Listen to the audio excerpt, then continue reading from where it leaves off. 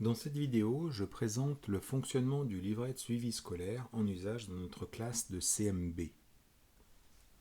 On se souvient des carnets de notes d'autrefois, avec les matières, les moyennes, les classements. Aujourd'hui, lorsqu'on interroge les parents sur ce qu'ils attendent de l'école, une grande majorité des parents est tout à fait favorable au fait que l'école s'adapte aux besoins réels d'apprentissage des élèves. En revanche, ils sont beaucoup plus mitigés quand on leur demande si l'école doit proposer un travail en fonction du niveau administratif des enfants, du travail de CM1 pour les CM1, du travail de CM2 pour les CM2, etc.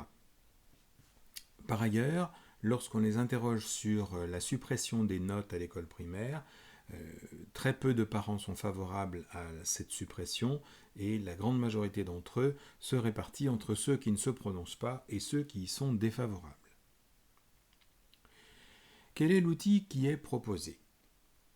Dans cet outil, on a cherché à permettre des parcours différents selon les rythmes des élèves, de façon à permettre que des élèves qui sont par exemple de début d'année et qui ont une maturité plus importante puissent avancer plus vite, que des élèves de fin d'année puissent avancer un petit peu moins vite, toujours dans la perspective que l'ensemble des contenus du programme soit maîtrisé avant de passer dans le cycle suivant.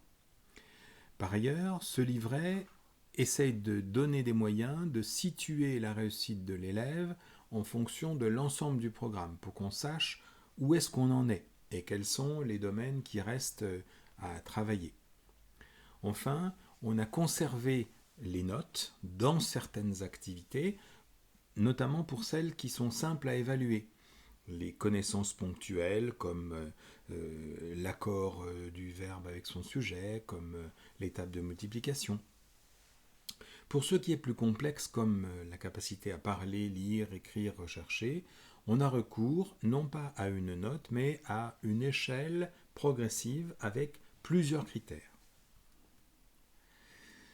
Alors, comment est-ce qu'on organise le suivi de ces apprentissages ? On considère plusieurs domaines bien distincts. Le premier domaine, c'est ce qu'on appelle ici les attitudes. Ça correspond à la façon d'être de l'élève vis-à-vis de sa scolarité. Et on y distingue 4 grandes attitudes. La rigueur que l'élève met dans son travail, son engagement, sa capacité d'autonomie et ses aptitudes à la collaboration. On distingue de cela ce qu'on appelle ici les capacités, qui sont au nombre de 4. La capacité à parler, c'est-à-dire à s'exprimer oralement devant des personnes. La capacité à lire, c'est-à-dire à comprendre un écrit. La capacité à écrire, c'est-à-dire à composer un écrit en fonction d'un but particulier et pour un destinataire particulier. On fait d'ailleurs un zoom sur la partie orthographe qui a une fonction un peu plus particulière à l'école primaire, et la capacité à rechercher, c'est-à-dire à mener une recherche avec une méthode scientifique. Enfin, on distingue les connaissances de la langue française, des mathématiques, mais aussi celles de l'histoire, géographie, des sciences et de l'anglais, et les activités, en plus de toutes ces activités de connaissances, les activités artistiques et sportives. Ces grands domaines se retrouvent dans les différentes pages du livret. Alors, quelles sont les modalités utilisées pour la validation des avancées des élèves ? On distingue un premier type de page qui concerne les apprentissages du semestre. Pour chaque nouveau semestre, une nouvelle page est créée qui rassemble les résultats des évaluations de langue française, de mathématiques et d'anglais. Ici, ce sont des scores sur 10, c'est-à-dire c'est un taux de réussite sur 10, avec en plus l'indication du niveau qui a été évalué. Les résultats également d'histoire, géo et sciences, toujours sur des notes sur 10. L'appréciation des 4 attitudes dont on vient de parler, alors en 3 niveaux. Correct, ça signifie qu'il n'y a rien de particulier à remarquer. Remarquable, c'est quand il y a vraiment une réussite particulière. Et à surveiller quand il y a quelque chose de préoccupant.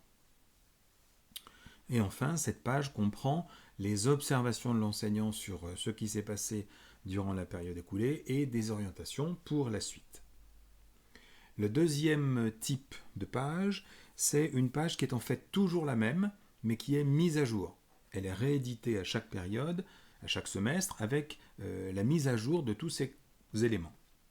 Elle comprend les réussites cumulées depuis le début du CM pour les 4 capacités, avec l'indication des réussites de niveau 1, de niveau 2 et de niveau plus.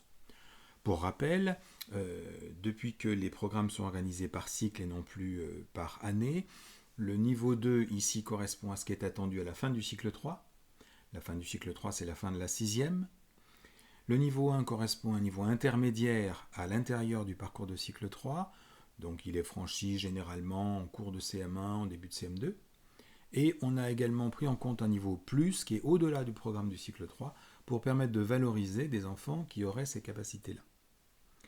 Et enfin, dans cette page capacité, on a également le relevé des scores de l'orthobilan qui permet de savoir où en est l'élève de la maîtrise de l'orthographe sans aucune aide et sans aucune préparation pour cette épreuve. Alors, comment se présentent ces différentes pages? Les pages qui recensent les apprentissages d'un semestre se présentent sous la forme d'une grille avec les différents intitulés. On distingue ici par des couleurs les différents niveaux et donc les résultats des élèves vont être portés dans la colonne de droite sur la case qui correspond au niveau qui a été évalué. Quelquefois on évalue plusieurs niveaux pour un même élève, quelquefois on n'évalue aucun des niveaux pour cet élève-là parce qu'il n'en est pas encore là, donc ce sera repris lors d'une page suivante. On a donc les intitulés de langue française, les intitulés de mathématiques, les intitulés de culture humaniste et scientifique et de langue et civilisation étrangère, et ensuite la liste des activités pratiquées dans le domaine du sport et des arts. On trouve ici les observations et les orientations de l'enseignant, et ici l'évaluation en 3 niveaux des différentes attitudes, la rigueur, l'engagement, l'autonomie et la collaboration. La plupart du temps, on note que c'est correct, mais on identifie également de temps en temps des attitudes qui se sont révélées insuffisantes ou bien au contraire remarquables. La partie du bas est destinée à l'émargement du chef d'établissement qui vérifie les livrets avant qu'ils soient remis aux élèves et des parents qui attestent qu'ils ont bien vu le livret.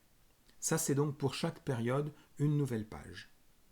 Et puis en parallèle avec ça, on a la page capacité qui comprend essentiellement ces 4 tableaux et puis les relevés d'orthobilan dont on parlera ensuite. Ces 4 tableaux précisent en fait les différents paramètres de chaque activité. Pour la capacité à parler, on prend en compte 4 paramètres. Pour lire, on en prend en compte 5. Pour écrire 5 aussi. Et pour rechercher, 4. Et à chaque fois que l'élève est évalué, en fait, on va noter quel est le niveau de sa réussite. Sur un paramètre donné, il pourra réussir au niveau 1, sur un autre au niveau 2, etc. Et quand il n'y a pas de réussite qui correspond à un des niveaux prédéfinis, eh bien, il n'y a pas de croix. Et au fil du temps, comme ça, ce tableau s'agrémente des nouvelles réussites.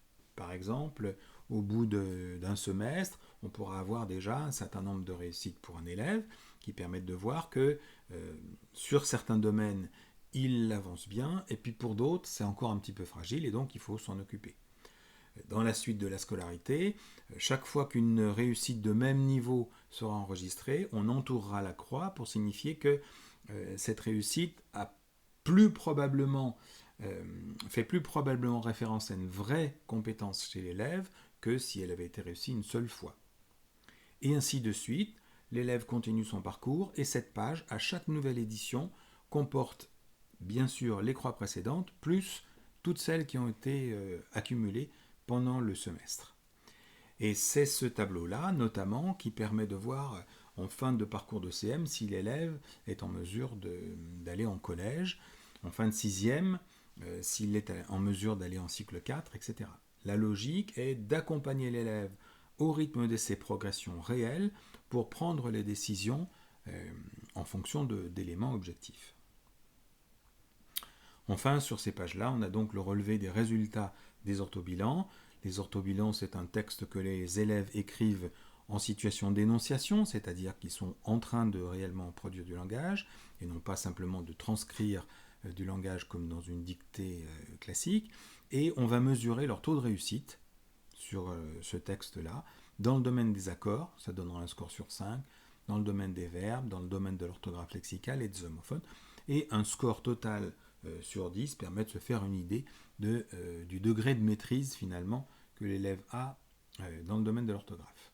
S'il y a une troisième année en CM, eh bien, on ajoute un tableau. Voilà le fonctionnement de ce livret.